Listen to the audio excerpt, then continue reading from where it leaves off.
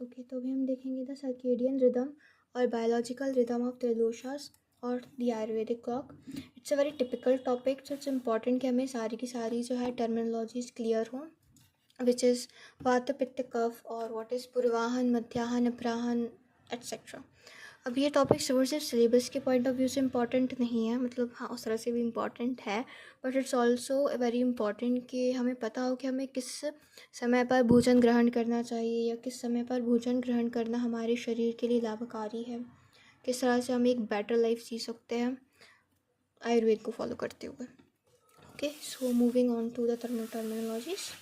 What is tridosha and what is dosha exactly?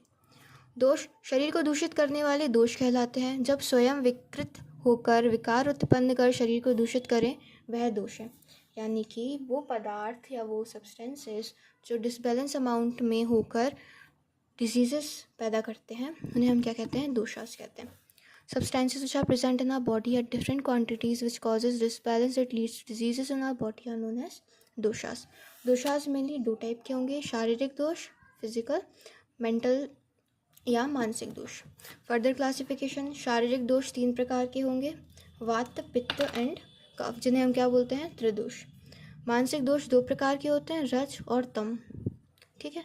और मानसिक गुण, दिस इज़ वेरी इंपॉर्टेंट, सत्व, इन्हें हम बोलते हैं मिलकर त्रिगुण।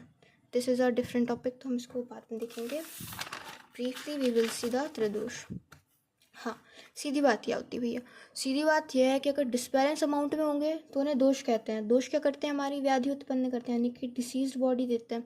और अगर बैलेंस अमाउंट में होंगे तो उन्हें हम गुण कहते हैं, यानी कि वो हमारा स्वस्थ शरीर होगा। अब त्रिदोष प्राणियों में सर्वदा व्याप्त रहते हैं, यानी कि हमारे जन्म से लेकर हमारी मृत्यु तक जो परसिस्टेंट होते हैं वो हमारे कौन होते हैं? त्रिदोष। त्रिदोष का नेचुरल स्टेट क्या है?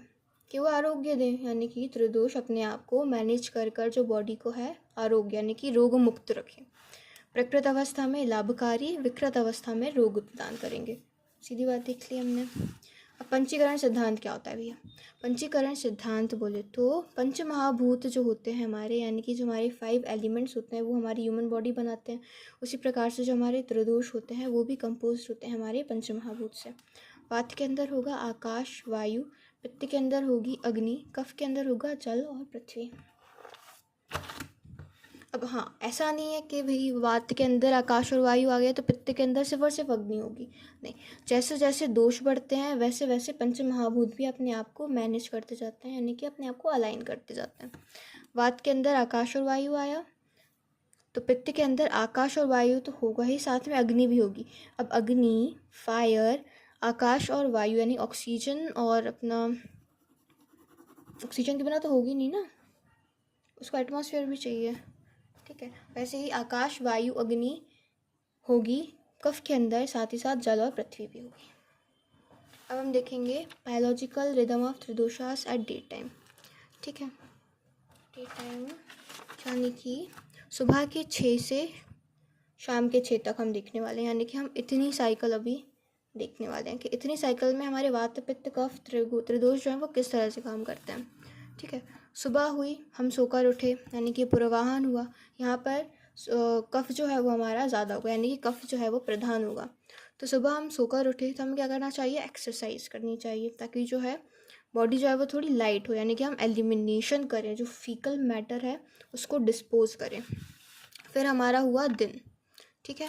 दिन हुआ यानी कि हमारा मध्याह्न हुआ, 10 से 12 के बीच में, 10 से 2 के बीच में हमें क्या करना चाहिए?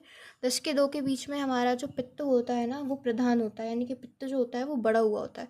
तो यहाँ पे हमें दिन का हैवीएस्ट मील देना चाहिए, क्योंकि अभी हमारे पास जो है ना एसिड्स का जो सिक्रीशन है वो ज़्यादा है। तो अगर हम हैवीएस्ट मील लेंगे उसके बाद हम थोड़ा चला फिरी करेंगे तो जो भोजन है वो अच्छे से पचेगा। इसके बाद हमारा होता है उपराहन। उपराहन हमारा दिन के 2 से लेकर 6 का जो समय होता है उसे हम कहते हैं उपराहन। यहाँ पे हमारा वात जो है वो बढ़ जाता है। अब एग्जाम्पल के लिए आप कॉलेज से थक हार कर आए, ठीक है, आपने ट्रैवल किया, आप कॉलेज से थक हार कर आए, फिर आपके शरीर में क्या अकड़न होती है, बहुत अकड़न हो जाती है ना, एकदम थका थका फील होता है। तब आपका क्या होता है? वात जो है वो बढ़ जाता है। इस टाइम पे आपको क्या करना चाहिए? कम्युनिकेशन करो, सोशलाइज हो, थोड़ा मूवमेंट करो या फिर रेस्ट करो, सबसे बढ़िया। ठीक है। इसके बाद हम देखेंगे बायोलॉजिकल रिदम या circadian rhythm at night time. तो नाइट टाइम को हम इस तरह से देखेंगे, शाम के 6 से सुबह के 6 तक। ठीक है, तो 6 से 10 तक कफ प्रधान होगा। कफ प्रधान होगा तो हमें सबसे पहले यहाँ पे लास्ट मील ले लेना है अपना, यानी कि 6 से 8 तक आप अपना लास्ट मील ले लो, क्योंकि यहाँ पे हमारा होगा एसिमुलेशन। ठीक है, एसिमुलेशन मीन्स आपकी जो बॉडी है ना वो रेस्ट होने लगेगी। अब ये यहाँ पे हमको हैवी मील नहीं लेना है, यहाँ पे हमको लाइट मील लेना है, क्योंकि आपकी जो बॉडी है ना वो अब स्लीपिंग के लिए तैयार हो रही है, खुद को तैयार कर रही है सोने के लिए। तो 6 से 10 के बीच में आपको सो जाना है। ठीक है, अब 10 से 12 के बीच में यानी कि मध्य रात्रि में हमारा क्या हो रहा है, तो यहाँ पे आपको डीप स्लीप आ जाएगी। अगर आप 6 से 10 के बीच में सो गए तो यहाँ पे आपकी डीप स्लीप होगी। यहाँ पे आपका एसिमुलेशन कंप्लीट होगा और ट्रांसफॉर्मेशन, यानी कि आपका जो फूड है वो ट्रांसफॉर्म हो जाएगा फीकल मैटर में। ठीक है, यहाँ पे आपको सपने आएंगे, कभी कभी मुझ जैसे लोगों को लूसिड ड्रीम्स भी आ जाता है। इसके बाद होती है रात के 2 से सुबह के 6 की बारी। यहाँ पे हमारा होता है प्रत्यूष। प्रत्यूष बोले तो अब यहाँ पे आपकी लास्ट स्लीप होगी। ठीक है, लास्ट स्लीप के बाद आप उठे, आपने मेडिटेशन करा, आपने ध्यान किया, आपने अच्छे अच्छे थॉट्स लेकर आए, उसके बाद आप उठ गए और दोबारा आपकी साइकिल कंटिन्यू हुई, यानी कि आप एक्सरसाइज करोगे, एलिमिनेशन होगा, हैवी मील होगा, etcetera. Okay, so this is circadian rhythm. Hopefully समझ में आ गई होगी, बहुत कंफ्यूजिंग है। इसके बाद इसके बाद हम और देखेंगे ना, दोषास वाइल इन टेकिंग फूड। तो भोजन के पूर्व यानी कि भोजन ग्रहण करने से पहले जो है आपका शरीर वात प्रधान होगा। ठीक है, वात प्रधान क्यों होगा, क्योंकि आपका जो टमी है वो एम्प्टी है, एम्प्टी टमी में वायु ज़्यादा होगी तो आपका वात प्रधान होगा। अब भोजन के समय, क्योंकि हम खाना खा रहे हैं यानी कि एसिड का सिक्रीशन हो रहा है, तो यानी कि अग्नि जो है वो प्रधान होगी, तो पित्त प्रधान होगा। भोजन के पश्चात यानी कि भोजन के बाद क्या होता है, अब आप एलिमिनेशन के लिए तैयार हो, खाना खा लिया आपने, खाना पच गया, तब अब क्या होगा, एलिमिनेशन होगा। तो यहाँ पे जल की मात्रा ज़्यादा होगी, एलिमिनेशन से मैच करके याद करेंगे तो ये कफ वर्धक होगा, कफ प्रधान होगा। अब according to age biological rhythm कैसी होती है, यानी कि आप छोटे बच्चे हो, इन्फेंट चाइल्ड, बाल्यावस्था में कफ प्रधान होगा, नोज़ी ज़्यादा आती है बच्चों को, इस तरह से याद हो जाएगा। अब एडल्ट्स में, युवा अवस्था में जवानी का जोश, यानी कि जवानी में क्या अग्नि ज़्यादा होती है, तो यहाँ पे पित्त प्रधान होगा। वृद्धावस्था में शरीर में अकड़न ज़्यादा आने लगती है, क्योंकि जो बोन डेंसिटी है ना वो आपकी वीक हो चुकी है, थोड़ी बोन्स जो है वो खोखली होने लगी, उनका हड्डियों का तेल खत्म हो गया, उस तरह से याद रखो। तो यहाँ वायु ज़्यादा होगी तो वात प्रधान होगा।